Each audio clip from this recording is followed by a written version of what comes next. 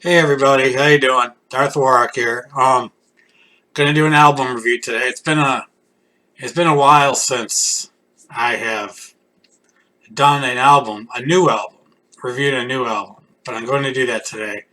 I am going to be getting back to my Throwback Thursday album reviews. Been busy with a lot of stuff lately. I'm hoping to get it done this week. If not, I'll get it done next week. But it'll probably be this week. I'm still doing the White Zombie album, Astro Creep 2000. So that'll either be this Thursday, tomorrow, or next Thursday. But today I'm going to be doing a review of an album by one of my favorite bands that was just released this past Friday by the Flaming Lips. Now, I've been a Flaming Lips fan for a long time. If you're not familiar with the Flaming Lips, they are a band from Oklahoma. They've been around since 1983, I think, so 34 years, and they're very strange. They're not the normal kind of band you would listen to. They're very hard to categorize, which is something I appreciate. I get tired of the same old kind of stuff you hear all the time. This is definitely not that. Their new album just was released on Friday called Oczy Mlody. OCZY MLODY. Now, the title, I guess, comes from a book. Now, Wayne Coyne, the singer for the Flaming Lips, you may have seen him before. He's been in some commercials and stuff. You've probably seen him and not known who he was. But he came into possession of a book that I forgot how, but it was all in Polish, and he gravitated towards certain phrases in the book that he didn't know what they meant at all. He just liked how they sounded. Like Oczy Mlody, he thought sounded like a drug that they would take in the future, when actually it means heart of the young or something like that. Oh, to the eyes of the young is what Oczy Mlody means in Polish. So he thought that'd be a nice name for the album. The album's kind of a concept album, loosely. It's supposed to be about a drug in the future that it makes you go to sleep, and you go to sleep for 3 months, and you dream about sex on unicorns. So yeah, that should tell you what type of band this is. They're very not commercial. Although they have been gaining more commercial success. They were just on Jimmy Fallon last week. So, they have their following. Sorry, I gotta sit back a little bit. It's freaking me out a little. It's their 14th proper album. They've done other weird kind of albums. They did a cover of the whole Dark Side of the Moon by Pink Floyd album with various guests. And they also did a cover of the Beatles' Sgt. Pepper's Lonely Hearts Club Band album with various guests. And they actually did an album of just songs with different guests, like Bon Iver, I think is how you pronounce them, and Keisha, or I forgot, some pop singer I don't care about. But those aren't the proper albums. This is the 14th proper Flaming Lips album. And just got it Friday. I pre-ordered it, of course. And I like it. Wayne Coyne says they're inspired a lot by Syd Barrett, among other artists, and I could say that about a lot of their music was Syd Barrett inspired. I'm a huge fan of Syd Barrett. If you don't know who Syd Barrett is, and you like Pink Floyd, shame on you. Go now and look up who Syd Barrett is. Shame. So, I'm sure I'll get into some reviews of some albums with Syd Barrett. But yeah, I got these notes I gotta go by. I've listened to the album a few times. It's really strange. The thing with Flaming Lips albums is you have to, I love them, but you have to listen to them a few times because they're not an easy listen the first time because they're so strange. Um, he collaborates. There's some guests on this album. There's a guy named Reggie Watts who does a spoken word thing in one of the songs, and Miley Cyrus does a verse in the last song in the album. They actually worked with Miley Cyrus a good amount. They were on an album Miley Cyrus released called Miley Cyrus and Her Dead Pets, which the Flaming Lips are basically the dead pets on that album. I don't know why they're always working with Miley Cyrus. I think it's kind of cool that she's really into them. Only because through Miley Cyrus you can get a lot of these teenagers who listen to, I don't know, meaningless pop music into bands. Like they'll be like, who are the Flaming Lips? And maybe they'll go check them out. Or maybe they won't. Maybe they'll check them out and be like, this isn't meaningless pop music. I'm going to turn this off. So, but I don't know why they keep working with her. It's not as bad as I thought it would be, but I don't know. I think there's better people they could be working with. Some of the songs on here remind me stylistically of songs from past albums by them, like The Soft Bulletin, Yoshimi Battles the Pink Robots, and even their last album before this one, The Terror, which was a very, very, very bleak album. I mean, there's a song on there called You Are Alone, and that's basically what that album is like. It's very bleak. I love it, but it'll put, if you're in a bad mood, you're feeling down, don't listen to that album. But if you just listen to them for the music, take a listen to it. I'm going to get into the songs in a minute. It's hard to review these songs right now. Not hard to review them, but I haven't totally processed all the songs yet. I know what I like on the album. I know what I think isn't as good on the album. So I figure that's enough for now. I'm going to keep listening to the album over and over again, like I have been.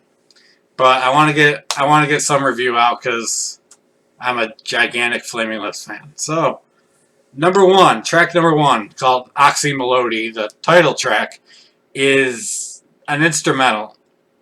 It's like a, what do you call those? Like an intro to the rest of the album. It's kind of a cool, relaxing instrumental with random, strange noises in the background, which the Flaming Lips do a lot. It's nothing spectacular about it, but it's kind of a nice intro. And I like it. So, yeah. Alright. Number two is the song How. How? With 2 question marks. Good song. They use a little pitch shifter on his vocals in parts of the song, which is kind of cool. Makes it sound all weird. It's really weird lyrics about white trash rednecks, legalizing drugs, legalizing all the drugs, and motherfucking hip-hop sound. And I don't know. The thing is, with a lot of their songs, the lyrics are very strange, so it's hard to come up with what you think the song might be about. I think it's about miscommunication, like, between generations. Like, I tried to tell you, but I don't know how. Like, if you see the rest of the lyrics, it kind of sounds like someone older, like the Flaming Lips are now, speaking to someone younger. Like, I keep saying I tried to tell you, but I don't know how. Makes sense to me. And of course, all the druggy, trippy stuff. So I like this song. It's one of my favorites on the album. It's number 2, How. And I think they released a video for this prior to the album's release. There's a few of them. I know I saw a few of them. I think this was one of them. You should go on YouTube and check it out. It's weird. All their videos are weird, but it's really cool. Now my favorite song on this album is number 3, called There Should Be Unicorns. And It is very, very weird. There's a lot of cool synth music. It really adds to the atmosphere of the song. I really like the atmosphere of the song. Just kind of weird and ominous.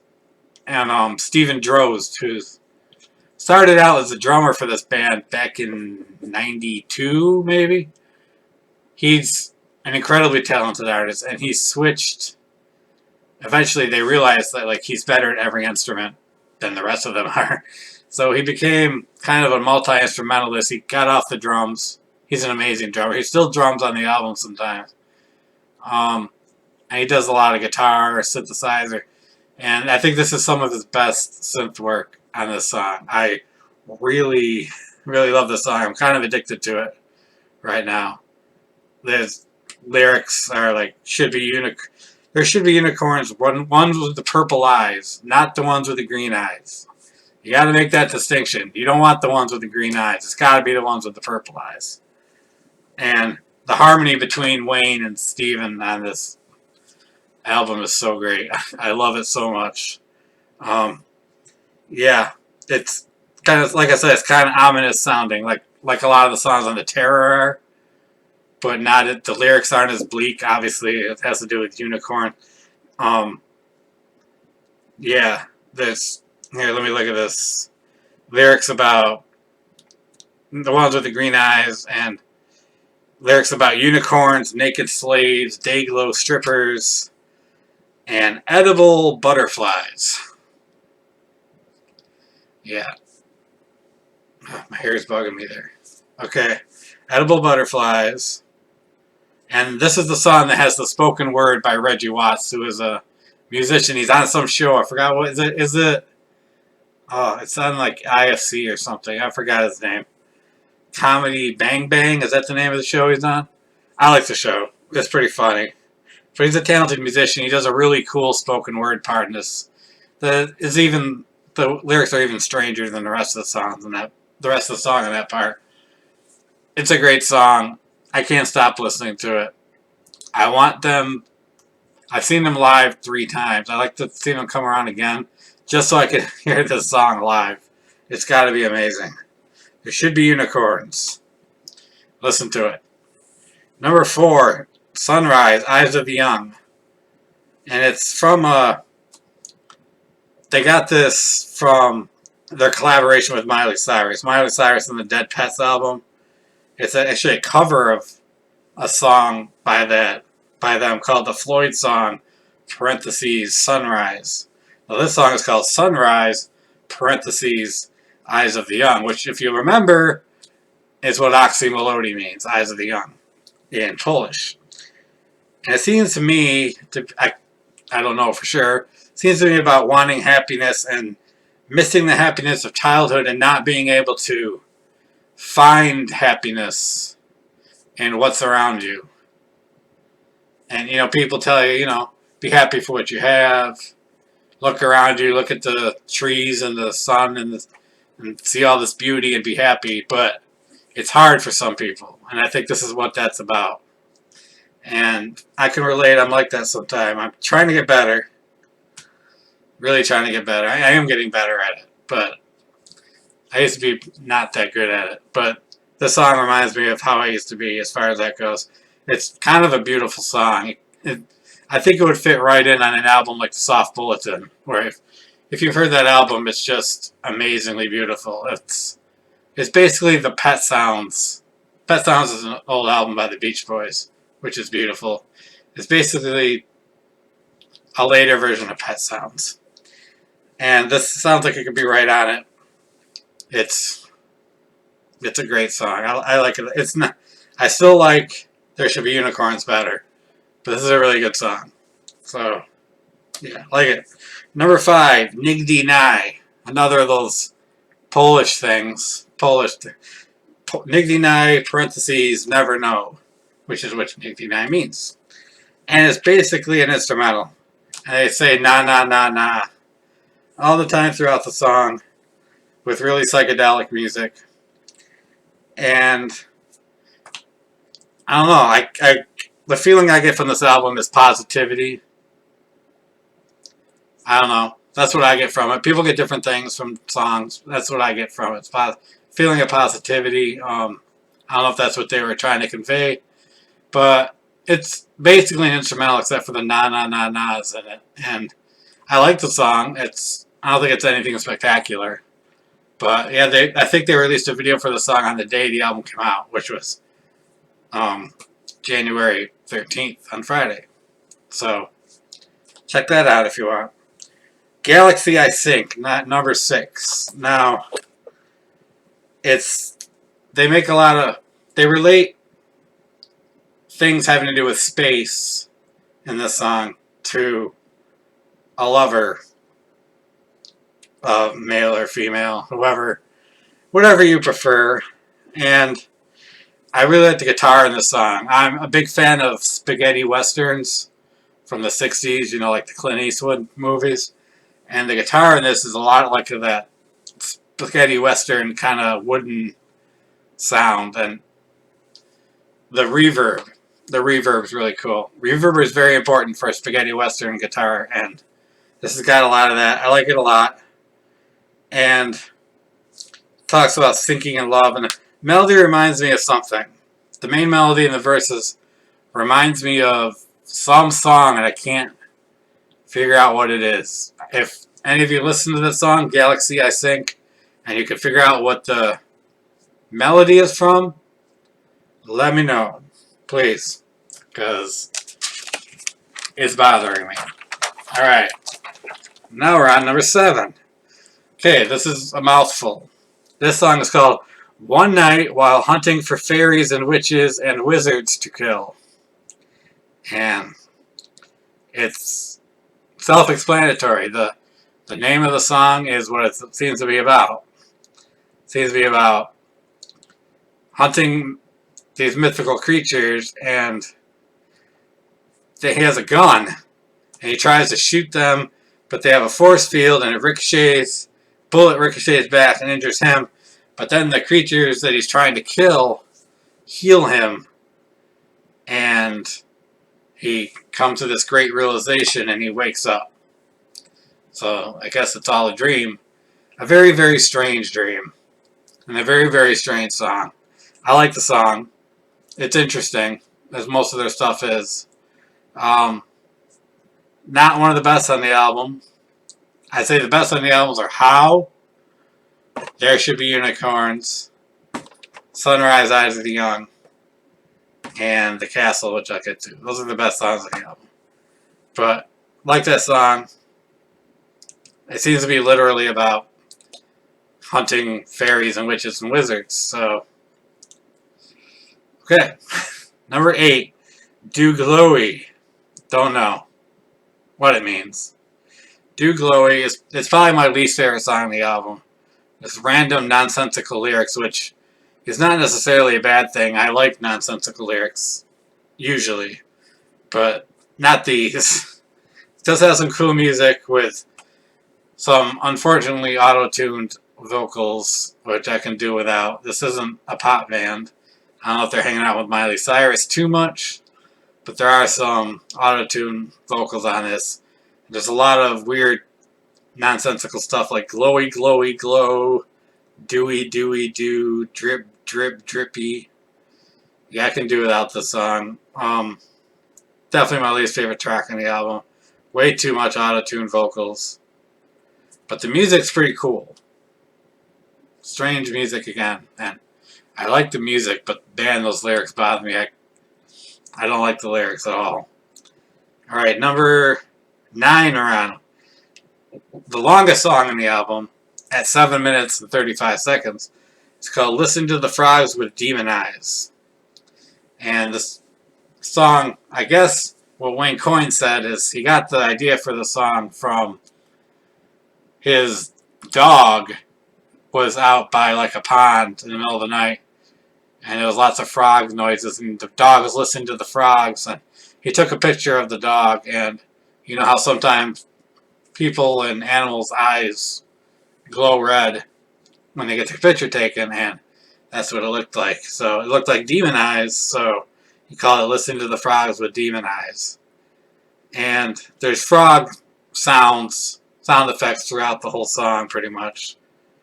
And it seems to be about like seeing someone die, and I can't see the moon though I know it's there. It's a lot of sad lyrics in this. And it says I can't see the moon though I know it's there in the bridge, and it's a very melancholy song, kind of bleak, like The Terror again. Um, yeah, I like the song. It's not one of my favorites on the album. The last half of the album isn't as good as the first half, in my opinion, which is strange because I've seen a lot of reviews that say they think the second half's better than the first half, but I disagree with that. Except for like another song. I think the song I'm gonna get to next is really good. It's called "The Castle," number 10. Now, I've heard this song a few times now. They actually did this song on Jimmy Fallon, and first listen, you think, wow, this is a bunch of sappy lyrics. Sorry, I just heard my cat getting into something. But a bunch of sappy lyrics, sappy love song lyrics, your normal love song lyrics. But reading more into it, I found out it's about a friend of theirs who committed suicide, a female. And they kind of hide the horribleness of the song, what the song's about, with these like sappy lyrics, and it's really sad when you listen to it now. They keep saying the castle cannot be built again, no way, and I guess the castle is referring to the person, and they just use the silly lyrics to mask sadness after this horrible thing happened, and it deals with life and death, and you'll find with a lot of Flaming Lips songs they deal with. A lot of them are about life, death, love, normal human things, and that's what's beautiful about a lot of their stuff. This is one of those songs. It's a really good song. It sounds kind of like a cheesy love song at first, but when you know what it's actually about, it's pretty sad now. Now when I listen to it, I'm like, wow, this is sad. Really good song, but sad. But check that song out, The Castle. Number 11, Almost Home, parentheses, Blisco Domo. Has a really long intro to this song. And I guess there was a meme on Facebook that they came across. You know, they have those quotes from people. Well, this was supposedly a quote from Buddha that he never actually said. So they kind of switch around the words to that quote that Buddha never said, and they use that in here. They use some other kind of Buddha-ish lyrics. It's probably my second least favorite song on the album. It's kind of unremarkable. I can't really say a whole lot about it, except for in the parentheses, Blisco Domo means near the house. I don't know. Not a huge fan of the song. This one and Do Glowy, you can take those songs off the album, I'll be fine. Okay, and the last song on the album, We a Family. I really like how this song starts out. Miley Cyrus does the guest vocals in the second verse to this album. I guess it was originally written for the Miley Cyrus and her Dead Pets project. But they didn't end up using it. It was too slow, I guess, so they sped it up and used it here. I really like how it starts out. I like the guitar in the beginning. And it just kind of gets more poppy as it goes along, which I'm not a huge fan of. But I like a good portion of the song. It's lyrics about togetherness. And the lyrics at the beginning of the song kind of remind me of Here Comes the Sun. I'm not going to give you the lyrics, but if you listen to the song, compare it to the beginning of Here Comes the Sun by the Beatles, and see if you agree. It's a good song. Kind of poppy, like I said, the second half of it. And actually, to tell you the truth, Miley Cyrus's vocals don't really bother me that much in this song, so I don't really hold that against it. But yeah, so that's the album. Oczy Mlody. Their first since 2013, The Terror. And I actually have the CD case here if you want to see the cover. Try to get that so you can see it. There's a little bit of glare. You can kind of see my X-Files poster reflected in it. Yeah, it's a strange album cover. They got a lot of strange album covers. There's some swearing. See the advisory. But overall, a good album. Lots of people didn't like The Terror because it's so bleak, but I think I actually like The Terror a little more than this. I would give this album a 7. 7 out of 10. I really like most of it. Those 2 songs I could definitely do without. And the other ones are good but kind of unremarkable, but there's a bunch of songs I do like a lot. Best song on the album is There Should Be Unicorns, in my opinion. But I'm sure a lot of people like The Castle better or one of the other ones. But I'll give it a 7 out of 10. It's always good to get a new Flaming Lips album. And I love the fact that they're still recording after all this time. They're still not just going with what's popular, and they're just doing their own thing. And if it sells, it sells. If it doesn't, it doesn't. And I like that philosophy they have. So I definitely recommend it. And pretty much any other Flaming Lips album. So I definitely plan on doing more Flaming Lips reviews. So one of my favorite bands. Check them out. Good album. Oczy Mlody just came out. Listen to it. See you later. Adios.